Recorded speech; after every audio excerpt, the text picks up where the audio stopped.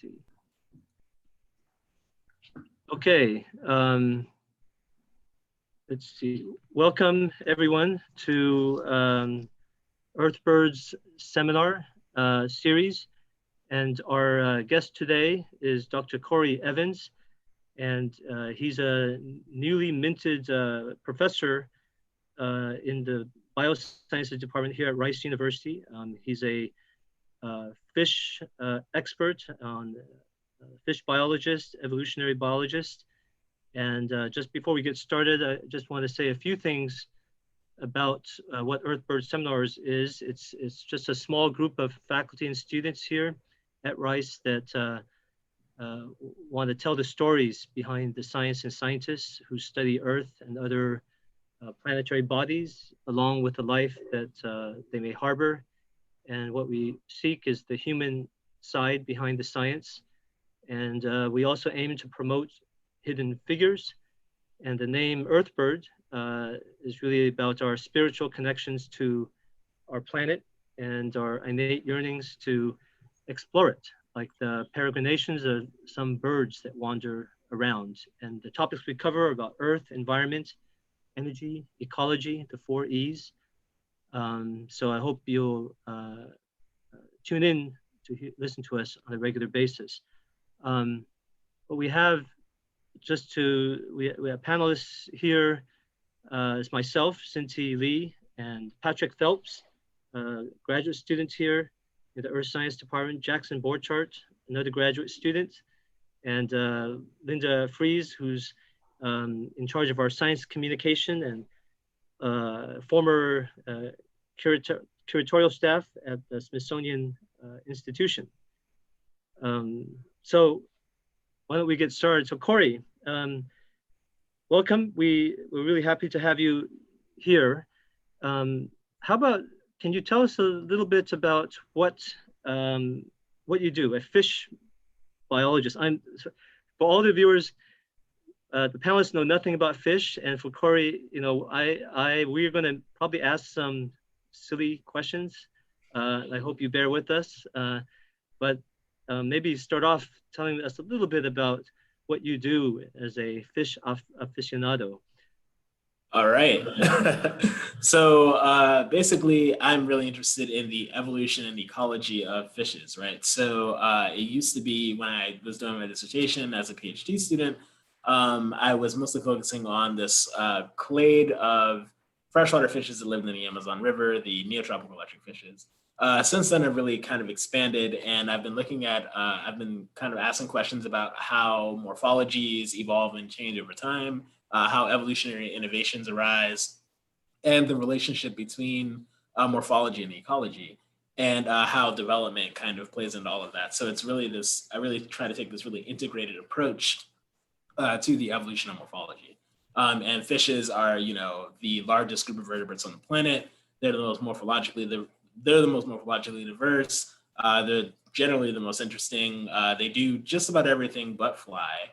So if you want to learn anything, fly, right? Like flying fish sort of fly, I guess. But they do everything else, right? They produce electricity, they dig, they walk, they climb, kind of crazy. And so if you want to learn anything about the vertebrate story, you really have to look at fish, because fish are most of the story, believe it or not. So that's what I've been doing. I've been looking at fish for almost 10 years now. And I guess someone getting is really interested in fish. I can't imagine that there are that many of you out there. How did you find your passion in fish? From when you were a child, or what happened? So it's kind of interesting. So I grew up loving animals, right? I was watching all the nature documentaries. I'm from North Philadelphia. So all the things that I saw and a lot of the nature that I interacted with was on the TV. But my dad at the time was really, really big into like making us go outside. He believed that quote unquote kids should be outside. So that's like where kids belong. So he used to just like, if we were playing video games too long, he'd just kick us out. And he'd send us out into the streets. But we had a park down the street from our house. And this park had a nice little stream running through it. And we used to go there and check out fish. But I think the thing that really kind of turned the corner for me was fish keeping, like aquarium keeping. I was an awful high school student. I think my first year, I failed 2 classes in high school. Had to go to summer school. Was grounded, and my parents were like, and I had a summer job, but they were like, "You can't go anywhere. You're on punishment, obviously." So I was only able to go to the pet store to get like cat food for the cat, but I had my own money and I couldn't leave the house. So I went and bought a bunch of fish stuff because I was like, it's my money. And technically, I'm not leaving the house, so I can just stare at these fish while I'm grounded. And thankfully, fish turned out to be far more interesting than I anticipated, and it was really cool. And And what was your first fish? my first fish was an Oscar. A what? An Oh, Oscar. It's a South American cichlid. oh, you were into cichlids. So did Oh you yeah, have a big whole time. bunch of cichlids in your aquarium? Yeah, I had a whole bunch of cichlids, and I started off with one aquarium, and I like expanded to like 7 in my bedroom. By the time I graduated high school, I had 7 aquariums. Oh my. Yeah.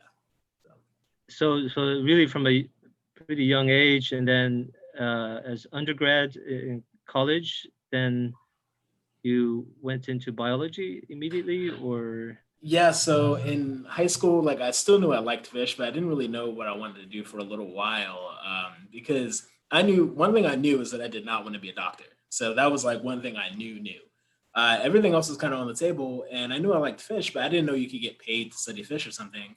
So I went to a military academy. It was a public school, and I remember sitting in the back of the class, like reading this like weird recruitment flyer because they were trying to get us all to join like the National Guard, and there was an advertisement for this school in South Florida, and it had like and it was like a person with like a ray of sunlight sitting behind it, and each ray had a different major, and one of those rays said marine biology. I was like, no way. So I just like kind of applied to this school. It was Nova Southeastern University. I applied, I got in, and it was in Fort Lauderdale, Florida, and it was a great experience. And that's kind of where it took off for me. And did you start doing research on fishes at that college, or only in grad school, or Yeah, how did so you I get started. into Amazon? Yeah, I started doing research on marine fish actually Hmm. at Nova Southeastern University. But I didn't. It was weird because I didn't get into it until about my junior year, research wise, because I didn't even know how grad school worked. Again, I had no idea how to get paid for like liking fish. I was just really going out on the limb, and my best bet was I was gonna like strike out and be a park ranger or something. But I spoke to my I think bio one professor one day, and I just asked her, "How do you get into grad school?" And her eyes got really wide. She's like, "You don't know?" I was like, "No." And so she's like, "You need to do research." So she put me in a fish lab. Had a blast. And what was her name, just in case she listens to this? Her name was Emily Schmidt. Okay, She's okay. heard this story a dozen times by Oh, now. I'm sure. Yeah, it's funny how well, I like birds, and had I known that you could have a job in birds, I might have gone that direction. But Mhm. anyway, but I didn't know either. Yeah. Um, yeah, do any of you have any questions? The panelists right now? Did you bring any of the aquariums with you when you went to college? No, actually, which was I should have because I left my younger brother in charge of my aquariums, and one of them had this like Asian swamp eel, and my parents, my younger brother and my parents let that go in the creek. Bad. Uh-oh. Okay. And then I had like these paku, which were vegetarian piranhas, these huge vegetarian piranhas I had raised for years. Right. And they're fairly low maintenance. And somehow they all died within like the first 2 months of college. I was Oh my gosh, that must have felt bad. Well, yeah, I guess your younger brother is probably not a fish biologist. no, but he did end up going to school for veterinary medicine. Okay. Ironic. He's great though. So Yeah. before we get into talking a little bit about your some of your research, I guess this is a bit unusual because different from the other interviews. You're professor here at Rice and just started. And I'm just curious, how's it going? I mean, it's this is a real general question. with the pandemic, with everything being so remote, you're kind of getting in there, you're meeting people, or Yeah, it's been different, but it's I guess I'm slowly getting used to things. It's weird because setting up a lab, you walk into this empty space that the university says this is your space, and the space is basically staring back at you. It's like film me, right? And so I'm, I'm getting to the point where I'm filling like space, and it's been coming along. The lab is basically done. I'm just waiting for oh, my micro CT scanner to get in. okay. But other than that, the lab's done. The computer equipment's in. I have a grad student, two postdocs now, and a lab tech and an undergrad. So we're humming. You're humming. Yeah, we're You humming. got aquariums? We have space for the aquariums, but I haven't got any aquariums yet because I want the grad students to figure out their project, and then they can figure out what size aquariums and stuff they need. Okay. I have my own aquarium at home to keep me satisfied. What if one of the grad students kills a fish on accident? That is part of being in grad school. My first year, I crashed an entire breeding colony of electric fish. So that is part of grad school. They just they So died? they They were executed all. themselves, or what? So I got these fish to breed. These are neotropical electric fishes. It's hard to get them to breed in tanks. I got them to breed by like basically setting the mood. I might as well have been playing Barry White for these fish, but I got them to breed. It was a big deal. But I only had one male left, and I remember that night. Like I left the lab. I was on cloud nine. I went. I got drunk, and I came back in the lab the next day, and the fish had leaped out of the tank and killed itself. Oh my gosh! And it Too was much, like what? It was like 9:30 a.m. too And much my advisor Barry walks in. Manilow. Yeah, exactly. And my advisor walks in and he's like nodding his head like really like introspectively, and he's like, these things happen. And I looked at him and just left. That was the end of my day. It was like 9:32 at that point, and I was done for the day. Well, thanks for sharing that story. I think a lot of people don't realize that grad school, or even for that matter, faculty, we screw up once in a while, but you Yeah, can always you learn from them, learn from mistakes. So that's great. steaks are good. Let me let's see. I think I'm going to share. Kory gave me some slides, and let me see if I can figure out how to share. Boy, where did it go? Where did these things go? Let's see. Here we go. Use some slides for some talking points. Oh, this is a good one.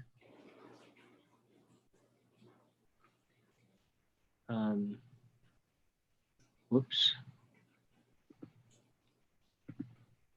Actually, before we get to the science, what's going on here? Can you see that? Can everyone see that? Yep, Yeah, it's up. Okay. First, what are you doing? And what is that fish? What species? And where are you? And why do you have a headlamp? So this photo was shot back when I had far more hair, unfortunately. But this was shot in Iquitos, Peru, right off the Amazon River. Oh, Yeah, we had just gone trawling so the electric fish that I study, they live at the bottom of the Amazon River. They come out at night. So the best time to catch them is at night, and we drag these nets on the bottom of the largest river in the world. Very exciting stuff. And we caught this gigantic, what's called a Panac catfish. So if you've ever seen a freshwater aquarium and you have those like catfish that stick to the glass, this is a giant one of those. okay. And it's funny, every time I look at this photo, I remember how hard it was to actually hold this catfish, because this animal is actually heavily armored. If you look closely at those scales, they're not really scales, they're big bony plates with spikes in them. So actually holding this fish was very, very difficult, and I was not in control at all. Someone just like took the photo at the right time. But this animal was thrashing about, and I could not control its movements at all. They have like bristly serrated spines on their pectoral fins and all kinds of crazy stuff. But yeah.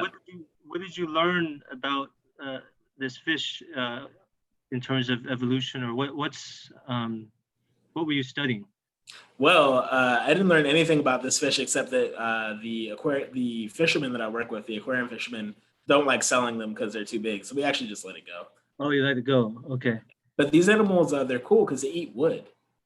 So they have these very specialized teeth, like this very specialized dentition and jaw morphology. They will sit on top of like sunken logs and just rasp away at the wood.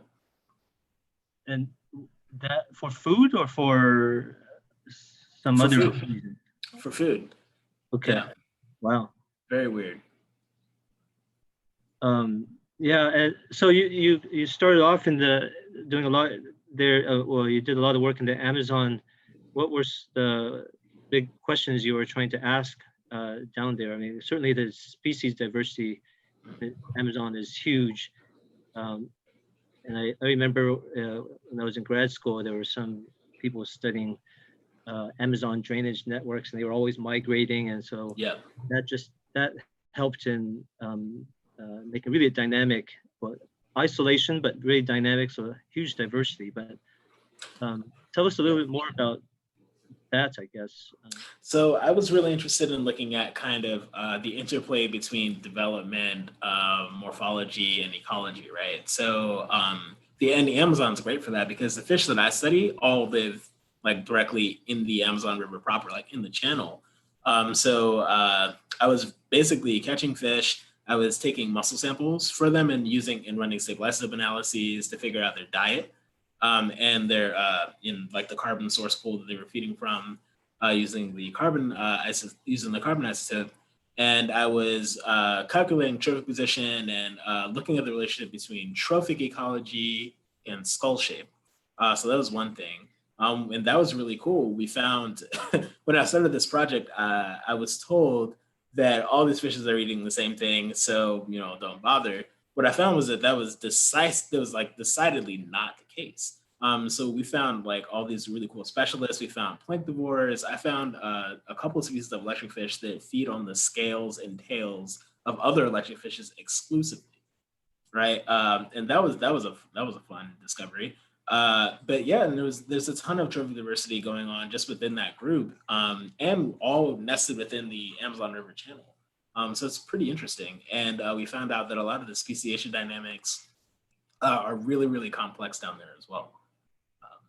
What's the, I guess, connection between trophic level and skull? I can't hear you. Can you speak up, Cin-Ty? Oh, sorry. What's the connection between trophic level and skull structure or shape? So fish, because fish don't have hands, most of the prey capture and feeding happens with the face. So if you want to figure out what a fish eats, it's best to look at its face.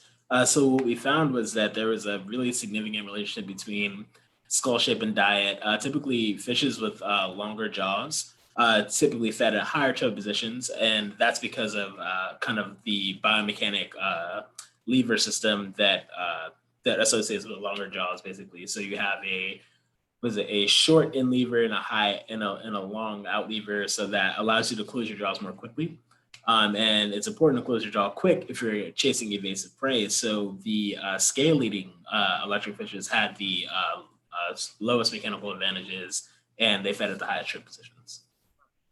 Very interesting. And I'm just curious. So I know a little bit about the stabilized stuff.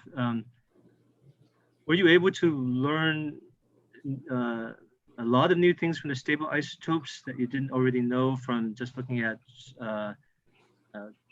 structures, or they mainly confirmed what you suspected?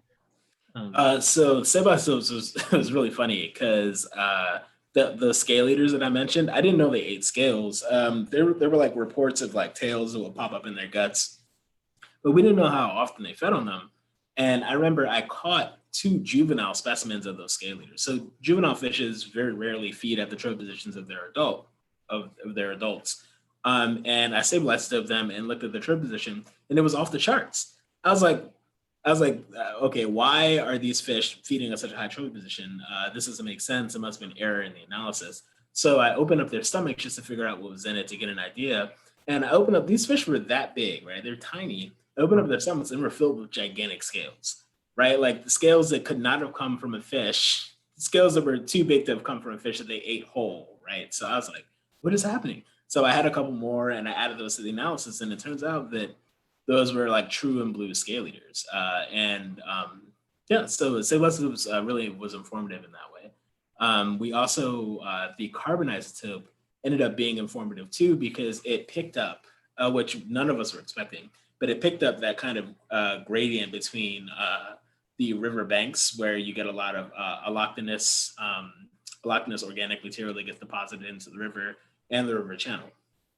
And that was really cool too. Oh, very, very neat. Yeah. So in the Amazon, is that the place that has the highest diversity of fish? I have no idea. I would think it has high diversity. But So it has the highest diversity of fish per unit area. per unit. When you think about it, very little, there's such a small amount of water on the planet that's freshwater, and an even smaller proportion of that water is the Amazon River. And it's host to over, was it like 10% of all fish species on the planet or something like that? Uh-huh. In this like strip of water, basically. It's kind of crazy. It's a lot of fish in there. And what? How does that compare to the oceans? I guess harder to define there because it's so vast. Well, the ocean has more species, but they're obviously more spread out. But the ocean does have some hot spots, right? So like coral reefs and things like that. And are you a fresh? Your love is freshwater fishes or marine fishes? I don't even know anymore. My love is fishes. Yeah, my love is fishes. I just go where the fish go. I have a lot of saltwater projects that I'm working on now, with flatfish and wrasses and things like that. For those who don't know, Kory has a Twitter account, and you can go to his Twitter account, and it seems like every week he's tweeting some really crazy looking fish out there. Yep. Let's see, there was Shall we talk about some of these skulls? You want to do this one or this one, or are they the same? They are different, totally different. Okay. So yeah, we can start with this one. So this is a crazy looking thing. Yeah, so this is a wrasse. This is a odacid wrasse. It was collected in New Zealand. And what's special about this wrasse is a few things. I'm not even going to touch on the thing in the mouth cavity yet. But this wrasse is cool because it has a beak, first and foremost. So it has a beak. It feeds on seagrass, and it's basically a vegetarian. I'm working on a project looking at rates of skull shape evolution across wrasses. So basically, we take these micro CT scans, which allow us to collect three-dimensional data for the skull. So it's basically a 3D X-ray. And then I place digital landmarks on it to capture shape variation. And somewhere during the pandemic, it was like summertime, and I like woke up early to start digitizing, and I pulled up this scan, and I have landmarks inside the mouth of this fish. So I'm like trying to place landmarks inside the mouth, and it's like blocked by this thing in its mouth. I was like, what is happening? I was like, that's not supposed to be there. And it's early, I hadn't had coffee yet. So I just sit there and I'm staring at it, just like staring directly into the mouth of this fish. And then I realized that it actually has a parasitic isopod that has replaced its tongue, right? So that's what this purple thing is. It's the tongue-eating isopod that has latched onto the tongue, and the animal was captured and scanned, and we picked it up. And it was gross and horrifying, but it got yeah, but it got a ton of media attention. This photo has legs. It walked all over the world, and it was funny because I just I just tweeted this as a joke for like my fish friends. Nowadays, I really just use Twitter to like talk to my fish friends. But it got picked up, and this thing is still being retweeted. Still, like I get notifications from this like almost every day still. It's amazing. I didn't even know. Well, it's just crazy that a tongue gets replaced by an isopod. Then I guess the isopod then serves as fish's tongue from then on. Kind of. It doesn't do anything that a tongue does, but sit in the place of the tongue. but there must be, is there a symbiosis here that the fish benefits a little bit too, or not? No, actually. So this fish has one isopod and it's fine, right? It can live, it can eat. If it gets two isopods on that tongue, which happens, the fish will starve to death. Oh, okay. Yes. Well, that Yep. doesn't, and the isopod is there because it's getting some food. Yeah, so they're basically parasitic, so they lacerate a lot of the blood vessels in the tongue and they drink the blood.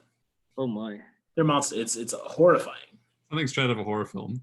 Yeah, and so after I tweeted this, everybody thought that I studied parasitic tongue isopods. So people just kept emailing me these horrifying photos, right? Like I could have done without this, right? And my friends were getting in on it. Like my fish friends, they know I don't study this. They're like, "Oh, I thought you might be interested. It was terrible." You should make a photo album of these parasites. I'm sure that'll go viral. That I would buy one.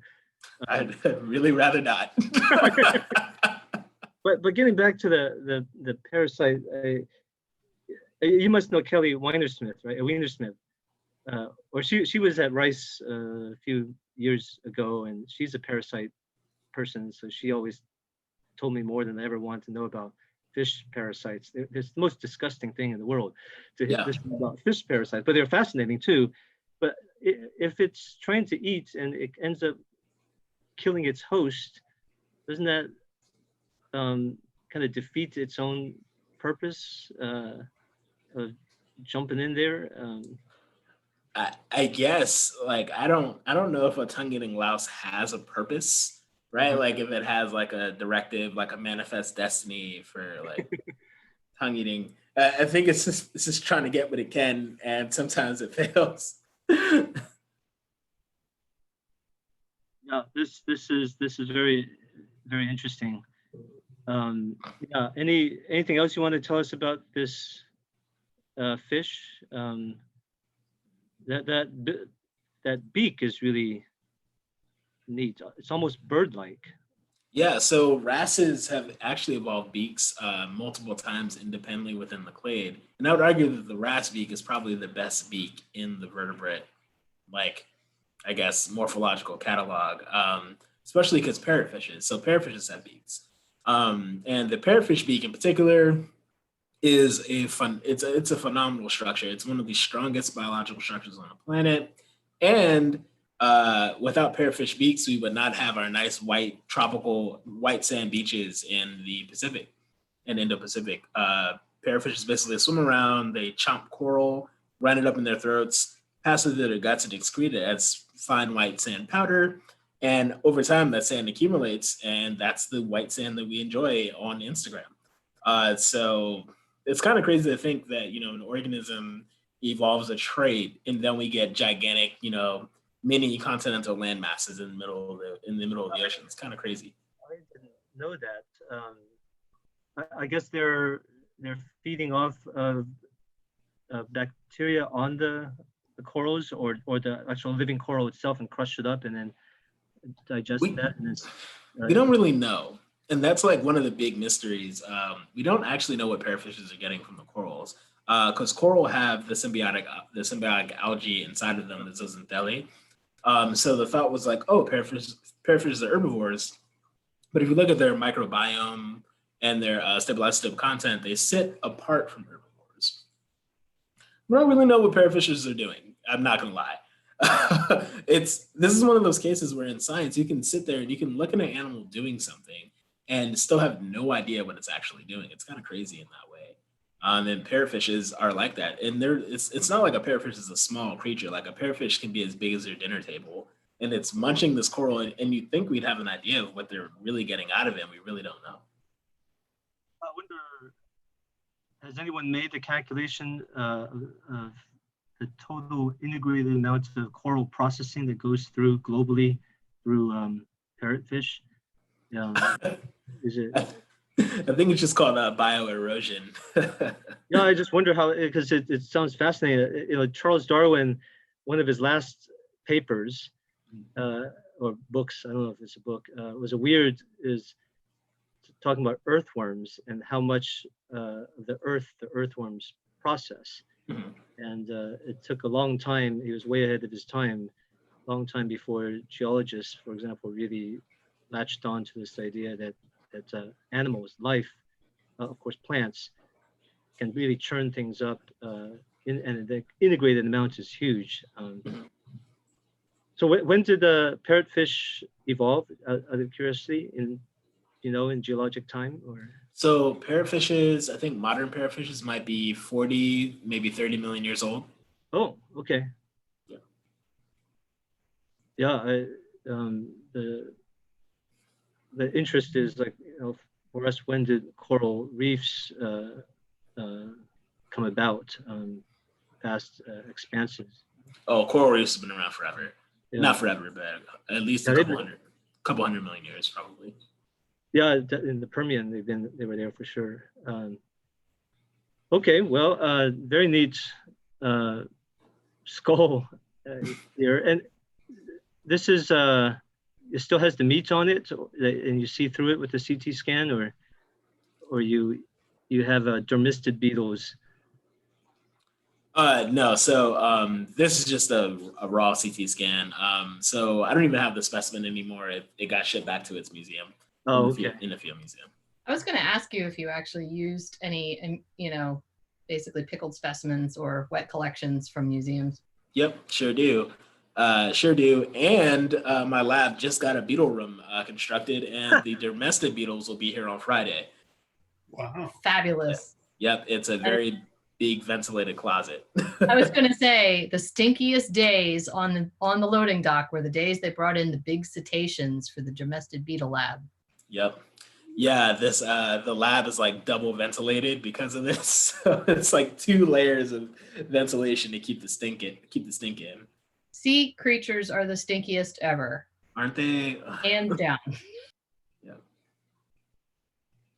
Sounds something really bad. It's coming from your lab, I think. I can't hear you, Cin-Ty. When we smell something really bad, it's coming from your lab? Probably. I take pride in that. Okay. What about this one? What is this? Mm-hmm. All right. So as you've probably figured out by now, I like to do CT scanning. Yeah. But CT scans can tell us more than just where bones are. So this is an iodine stained micro CT scan where the iodine, basically the muscles pick up the iodine, and now we can visualize the muscles along with the bones. And this particular specimen is actually an electric eel. So that's pretty cool. And this is my very first iodine stained specimen. This is the best iodine stained specimen I've ever done. And it was my very first one.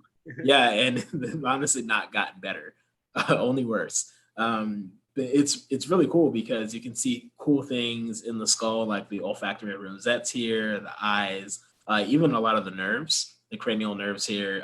So this is just a really cool scan. And you can see the muscles, right? The adductor mandibulae, and then we have the apaxid muscles back here. And this is a really informative scan for me because back when I actually did this, I was really messing around. I didn't know anything about muscles at all. And I learned quite a bit with just this scan. You're going to have to orient this thing for me because I can't. Where are the eyes, and what am I looking at, the top of the head, or? Yeah, so right now we're looking at the top of the skull. Okay. The eyes are here, top of the skull is there, and these are basically the cheeks. Okay. And then the teeth here. Oh, wait, I have control. The teeth are here? Yep. Okay. And the eyes? The eyes are they're these little round, like white round. They're the little white dots up a little. Yeah. Oh, these. Oh, yep. They're tiny. Oh yeah, they're tiny. Yeah, electric fishes sense their entire environment with electricity, so they don't really use sight. Don't need it. Okay. Yeah.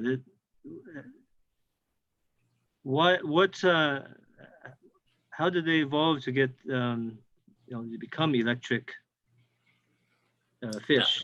That's a good question. So the electric organ, the electric eel in particular is special, but it has like 250 relatives that are different still. So generally the electric organ is derived from muscle tissue. So basically it becomes this like gelatinous organ. Muscle tissue becomes this gelatinous organ that has the ability to produce electric currents.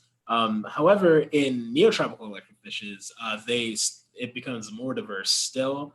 So sometimes there's myogenic electric organs, which are derived from muscle tissue, and then there are neurogenic electric organs, which are basically become innervated in development, and these electrical pulses become neurogenic.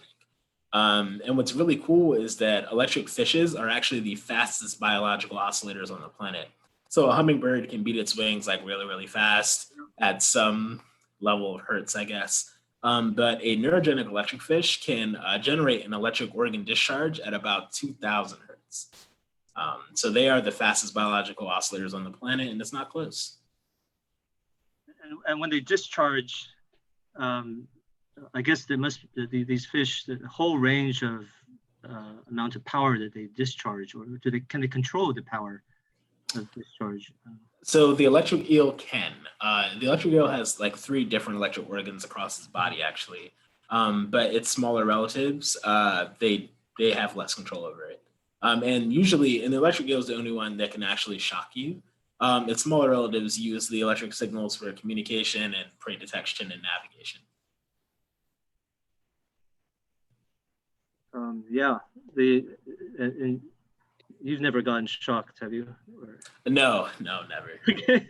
I had an electric eel as a pet for like 2 weeks. It never shocked me. What would you had to have done to get it to shock you? I have no idea. The eel was this big, and Okay. in the eel's defense, it was not full eel sized. I've seen some big ones though, and they're terrifying. And when they discharge, how long does it take for them to recharge? It varies. So these eels can get like 6 feet long and Yeah. be pretty thick around, so they can zap you quite a bit before they get tired. And they can, they kill caiman and things like that. So they do some damage. They can get up to 600 volts. Oh, okay. That's bad. They're not a joke.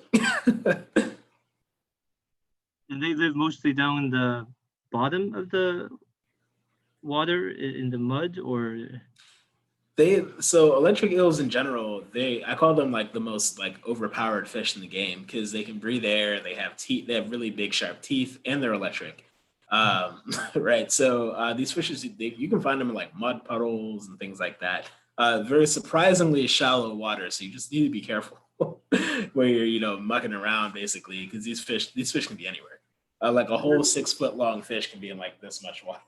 are there electric eels or electric fish in the United States? No. They're all tropical. Yeah, so it's something I like to think that it's something about the Amazon in particular that forced all these animals to evolve all these really outlandish ways to defend themselves and get prey, right? I feel like the Amazon must be some insane arms race. We have these armored catfishes, we have these crazy piranhas, we have electric eels, stingrays. It's the Amazon is intense. Even the bait fish have these gigantic fangs.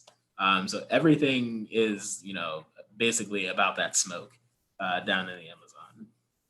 I wonder, so the rivers in Africa or Papua New Guinea, or the lakes in Africa where all the cichlids are, and you don't get this diversity of weird structures. So Africa actually does have its own independent lineage of electric fishes, but none of them are as strong in terms of producing that electric shock as the electric eel. Africa has electric fishes called mormyrids, and they even have a catfish that's electric, which is pretty cool. And that you can actually feel that hurts a little bit.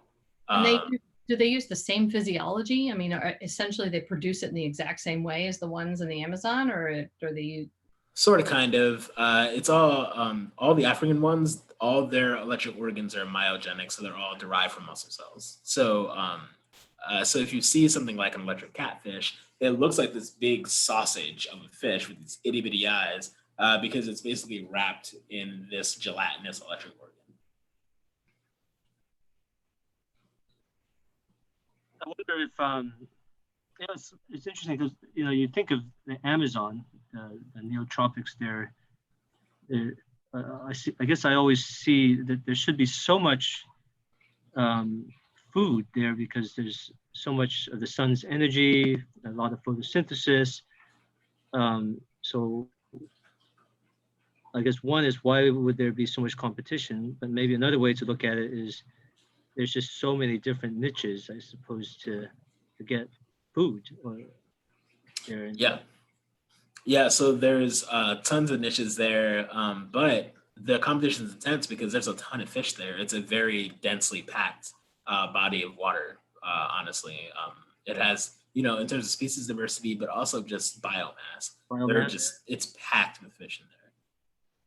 And is it in some places where I guess, do you get higher diversity in the areas where there's just a lot of organic carbon with river chemistry? I'm not really sure. Yeah, I don't want to say anything that's misleading, but I'm not really sure. Okay. Yeah, I was wondering also with these electric fish sort of evolve so they don't really have to use their eyes. They use maybe it's in more turbid water or waters that are harder to see through. Yeah, so the Amazon's a very murky river, very little visibility. So these fishes, if you see electric fishes, if you catch them in the wild out of the channel, most of them are like depigmented. They look like deep sea fish. They're like pale white, very, very small eyes. And most of those fishes have never seen the light of day ever in their lives because you get, that much visibility in the Amazon. Do you see the same sort of electrical diversity in deep sea fish then too? No. So the thought is that it might just be harder to be electric in saltwater. There are some electric saltwater fish, but very few. Things like stargazers. So no, it's not for some reason that's just not a thing. I guess saltwater is a lot more conductive, so Yeah. that makes sense. There's one more slide you shared with me. I don't know if that's it's just a picture of you, but yeah, it's just a photo of me. I assume those are not your field clothes. No, those aren't even my clothes. I went to I went to like my best friend's wedding, I think a week or two before that, and I was too lazy to mail the tux back. And I was like, well, you know what? Let me get one more wear out of this. And so I did. So those aren't even my clothes. It's a good photo. Thank you. Well, we got about 15 minutes left. I thought maybe just could ask, what do you think are some of the biggest problems that one can solve now by using fish as a lens? For example, we talk about if you want to, you can look at the health of an ecosystem maybe by looking at bird diversity or a certain type of birds, or what are the big problems beyond the evolution of individual fish or fish clades that we can learn from fish? Well, yeah. So there's a ton of things. So for one, fish are very economically important. People eat fish all around the world, and fish, like the migration of fish and the population of fish, have literally driven human migrations around the planet. Lots of people in cities are where they are because that's where the fish were, and fish are being overcaught, over harvested, and we're having trouble basically around the world managing these stocks, and it's a big deal. So that's one thing that's really important to me is kind of, and I don't work in fisheries management, but it's something I keep an eye on, right? Because when the fish go, it's a really big problem because fish give you this really nice opportunity to get a lot of protein without having to devote normally a lot of land to getting this protein. Normally, if you want a lot of protein, you have to get a bunch of cows, and then they fart up the whole place and wreck the ozone layer. But fish, you don't have that problem, right? Like if you do it right, you get a lot of protein and for far less of a carbon footprint. Problem is that we've kind of we've treated the ocean as if it's this endless kind of source of things to produce, and it really just hasn't. It's simply not the case. So over harvesting and fish, fish don't get nearly, I guess, the love that they deserve, because if we crash these fish stocks, like whole cities, towns, civilizations are in trouble, right? If you lose other like ornamental things that we care about, you can lose all the lions on the planet, and it'd be sad. But if you lose fish, like we're in trouble. Not just our economies and our resources, but I assume losing large amounts of fish or large groups or families of fish probably means you really are hurting the ecosystem. Yeah. And by way of ecosystem, another thing about fish is a lot of them live in fresh water, clean fresh water at that. And fresh water is like one of the most important resources on the planet, even for us. And we treat freshwater like dumping grounds, right? So the current presidential administration has been polluting freshwaters with reckless abandon, and has been allowing it. And you really need, and fish act as a really good barometer for pollutants in the water and things like that. So yeah, it's fish tell us a lot of things that we need to be knowing about our environment. I may have wrong, but when I was growing up as a kid, McDonald's had the fish fillet. I don't know what they call it, and it was all coming from orange roughy. Yeah. And they didn't realize the orange roughy, they live for like 100 years, or they take 50 years before they have their first baby. That they were.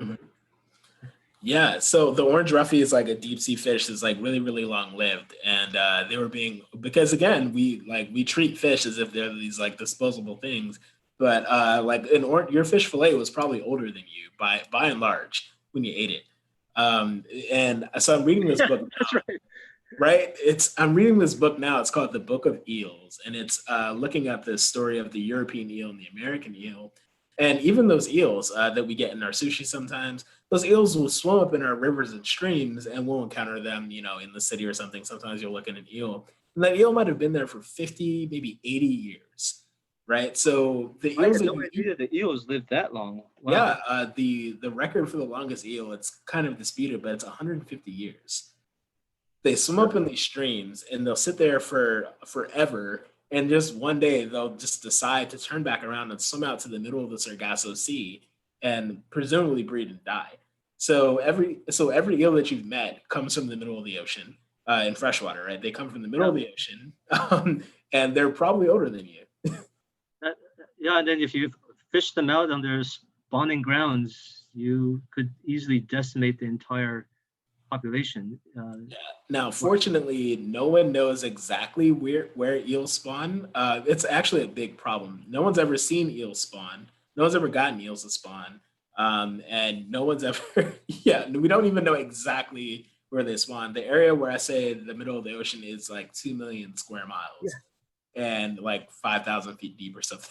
So we don't know. The most fascinating mysteries, the eel life history, where they spawn. I thought the Japanese had figured out where they had actually captured some of these eel well, I don't know what you call them, larvae. So they were pretty damn close to the spawning grounds. So the Japanese eel, so they figured it. So the Japanese eel, they not only did they catch the larva, they caught a mature adult in the spawning ground. Okay. But the Atlantic eels are the problem. So they're the problem. Okay. We don't know, and it's weird because we have an American eel and we have a European eel.